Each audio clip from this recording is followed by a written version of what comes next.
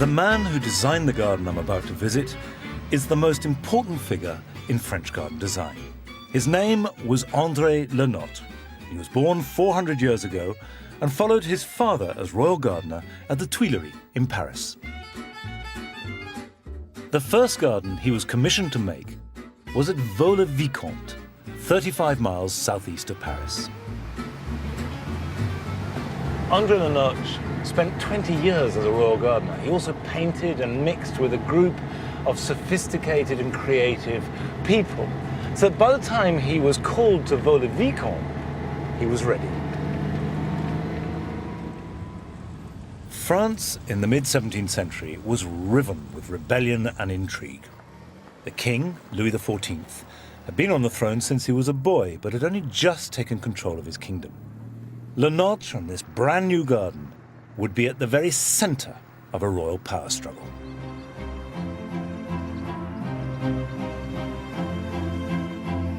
This is the chateau of Vaux Le Vicomte. And this is the garden that provoked a king to rage. At first glance, everything seems completely ordered and absolutely symmetrical, but in fact, it's not symmetrical. As you look, there are differences on either side, but what it is harmonious and balanced. And that was the ideal that Le Nôtre was aiming for and achieved miraculously here. Vaux Le Vicomte belonged to and was commissioned by Nicolas Fouquet. He'd risen fast to become France's finance minister and had made himself colossally wealthy in the process. And he wanted to show the world that he had arrived. He asked Le Nôtre to do something more impressive and radical than had ever been done before. The result was a garden with a single great axis, which ran unbroken from the chateau's entrance to the far horizon. Le Nôtre's big idea was to cut through the landscape on a scale that no one else had ever imagined before. And that created the impression of the garden reaching right out. Le Nôtre broke the mold of Vaux by the scale and effortless ease in the way that the garden opens out to the visitor. Carefully judged changes in level meant that alleys, pools, cascades, and the canal that bisects the site gradually reveal themselves as you walk through. Mind you, Le Nôtre had Fouquet's limitless fortune and an army of 18,000 men to carve this out of the landscape. But he also had another weapon in his armory, and that was military knowledge. By the middle of the 17th century, cannons had developed enormously, and in response to that, the French in particular developed the ability to create ramparts with very sophisticated earth-moving skills. And Le Nôtre took those skills and applied them to gardens. Where once there were 190 acres of farmland, Le Nôtre and his army swept away a village and 2 hamlets and diverted a river to create Nicolas Fouquet's garden. But beneath the garden, there are also half a dozen water reservoirs, ingeniously engineered to feed the fountains, and it's all done by gravity.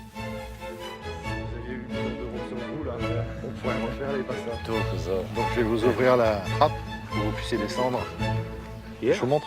The head gardener, Patrick Bourgeot, is showing me how it works. Do you have to turn it up on a hand?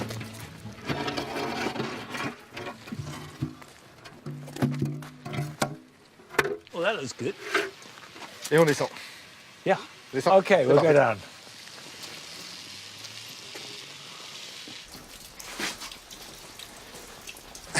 Allez-y, descendez, faites attention au dos. Okay, here we go. Attention à la dernière marche. Et donc voilà une des pompes du système hydraulique de Vaux Le Vicomte. So it's the same pump, is it, that was being used throughout? Same system. Le système est exactement le même qu'au XVIIe siècle, mais il a été entièrement reconstruit à la fin du XIXe siècle. And how much water is in En totalité, il y a 1500 mètres cubes. It's a lot. Oui. It's a lot. Oui. Alors, juste... Wait. Parce que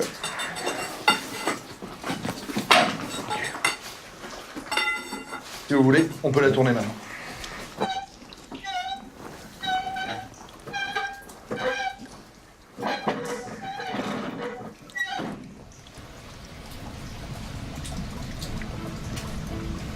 I can hear the water. And all those millions of gallons of water collected for the entertainment of a few people. Fantastic.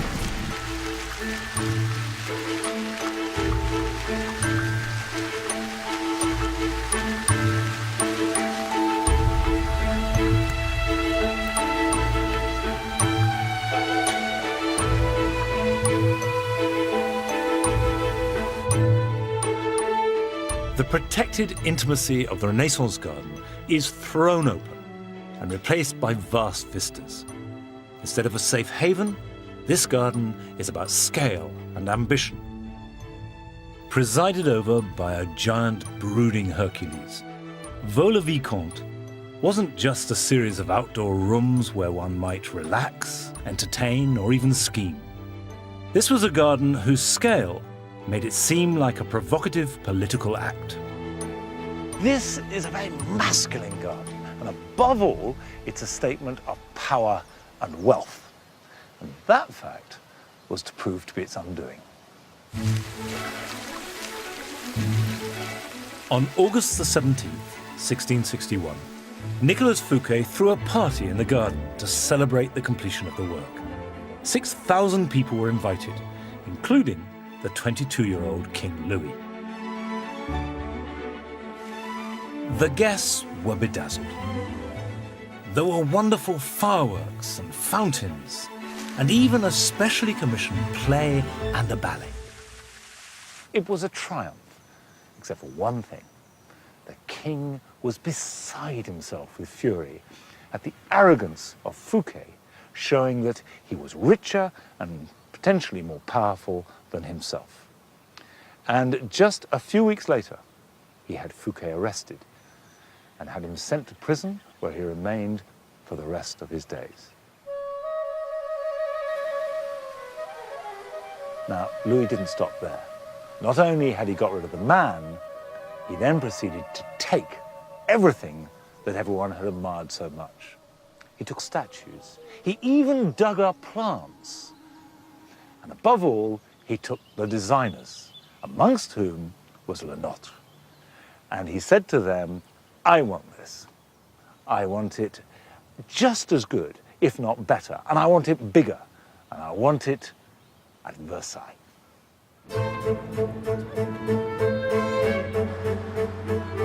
At that time, Versailles was still a modest hunting lodge. But within a year, Le Nôtre and his colleagues from Vaux Le Vicomte were busy turning it into a palace and garden fit for a king.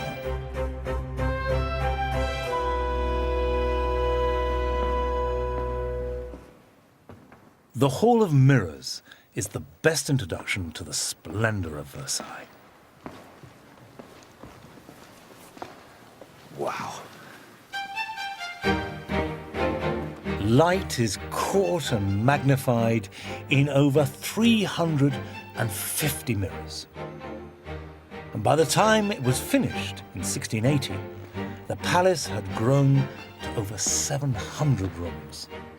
From its windows, you can gaze down at the enormity of the grounds, with nearly 2,000 acres of gardens, stretching out to the far horizon.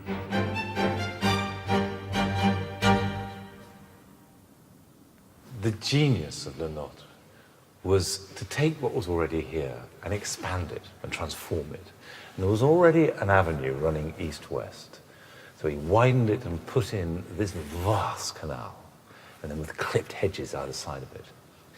So that the flat water, the clipped hedges were a perfect expression of domination over wildness. And that was a good thing. It wasn't considered to be suppression, but it was about order and harmony and peace. And to have those things, you had to have power.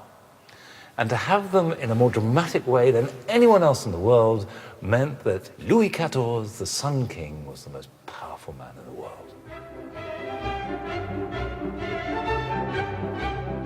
Just as he'd done at Vaux Le Vicomte, Le Notre laid out a series of parterres, elaborate patterns in plants designed to be seen from above.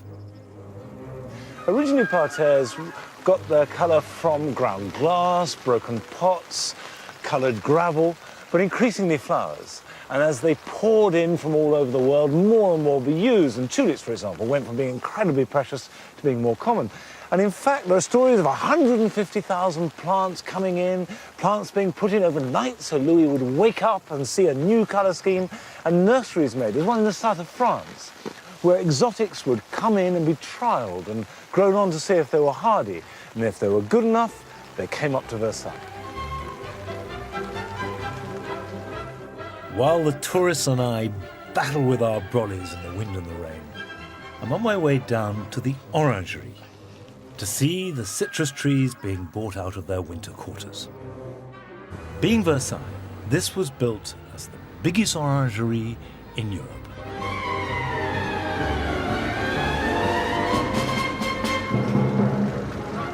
There are over 1,100 trees here. Each one has to be brought out in spring and then put back into the orangerie in autumn to protect it from frost. This style of container, of course, is known in England as a Versailles planter. And it is almost perfect for moving the citrus about. In Italy, of course, they're in terracotta pots always. But I bet some of them break. And these can be repaired endlessly because they have the metal corners and then the oak sides get replaced as needed. Although I've been told that there are records in the 18th century of them collapsing, and just as they're moved, the whole thing falls apart, and that the secret are the metal corners. Hop, je prends, hop, un citron. Et je mets ça dans les mains, comme ça, je fais ça. Oh, Et là, ça c'est bon. yes. Ça c'est quand t'as le blues, quand t'as le blues, tu vois? Oui. Ça c'est bon, tu vois? Ah, c'est Hein? fantastique. Ça coûte pas cher et t'es heureux. Joel Cotter is the head C'est pas gardener. grand-chose, tu vois. Il y en a qui vont à l'autre bout de la terre, moi je vais pas à l'autre bout de la terre, il y a tout ce qu'il faut ici. We all know about Le Notre as a designer and a great historic figure, but as a gardener, what do you think he was like? Alors, le terme designer pour le nôtre ne lui convient pas. Moi, le terme jardinier lui va très bien. Et surtout le terme, c'est un curieux de l'époque. Donc il s'est intéressé à tous les arts de l'époque. Et il a eu la chance de naître au Louvre. Son père était jardinier au Louvre. Donc c'est quelqu'un, un curieux qui s'est intéressé à tous les arts. Et donc, en plus, il a eu dans sa vie la chance de rencontrer un roi, et un roi qui lui a donné les moyens d'exprimer son talent.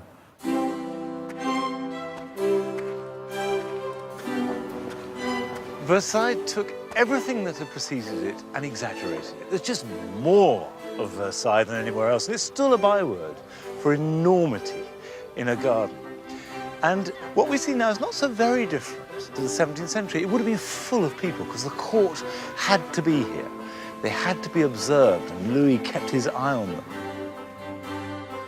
Le Notre employed several devices to create the sense of scale and surprise.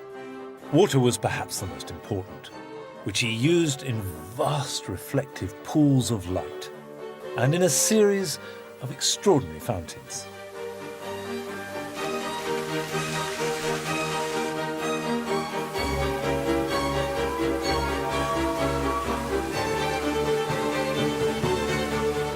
Another was dramatic alley of tightly clipped trees. There are few things in life finer than a good hedge. And the hedges here at Versailles are particularly good. And they're mostly hornbeams, and it lends itself to great big hedges because it will grow very tall, but at the same time can be clipped very narrow. And this one, for example, is pencil thin. So it creates room for another narrower passageway on the other side, which has a lot of dynamism and energy, and I find just completely thrilling. On either side of the central axis, Le Notre laid out a series of bosquets, small woods contained by clipped hedges. Voilà, donc je vais vous faire passer par le chemin des jardiniers, Ouais. qui va vous permettre d'accéder directement au bosquet. Merci. Merci beaucoup. Inside each of these bosques is an entertainment or spectacle designed to be visited in turn as you make a grand tour of the garden. Ah.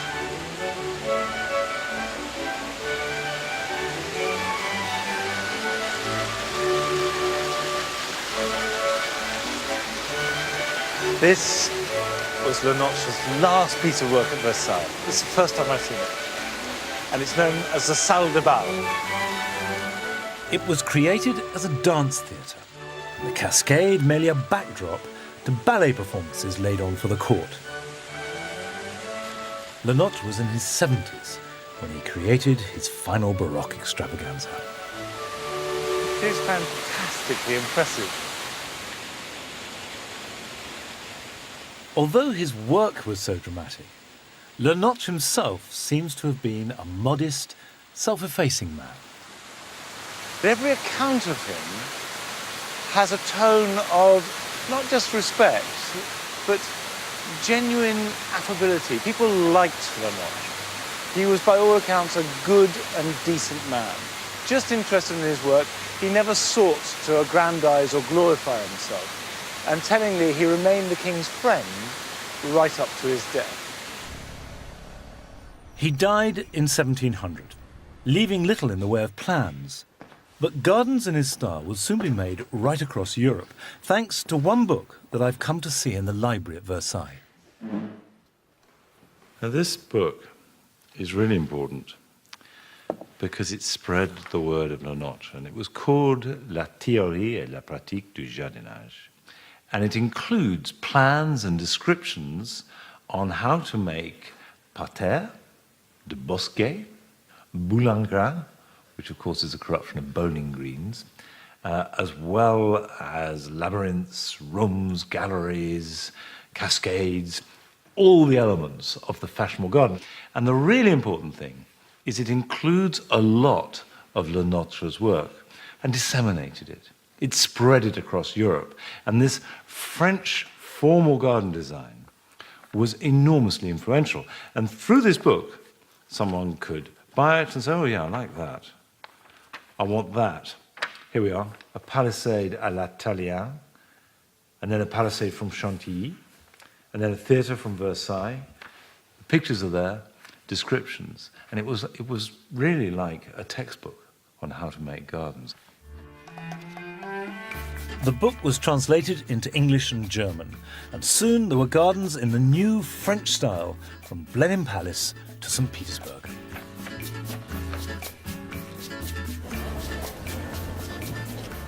But perhaps the most significant of all Le Notre's achievements are the changes he made to the Tuileries Gardens in the heart of Paris. This has been a public garden for hundreds of years, a place for Parisians to meet, promenade, and watch the world go by. It was Le Notre who laid it out in its modern form, with its carefully spaced trees and wide pathways.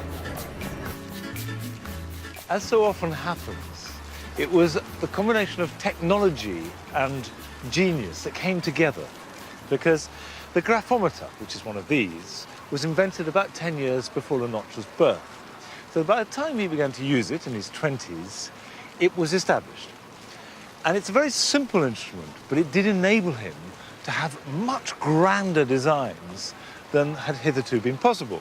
And it works on the basis you have a fixed baseline, and you take a reading, and you look down through there, and there's a hair lined up on that. And so I can fix that like that, and it's on a post.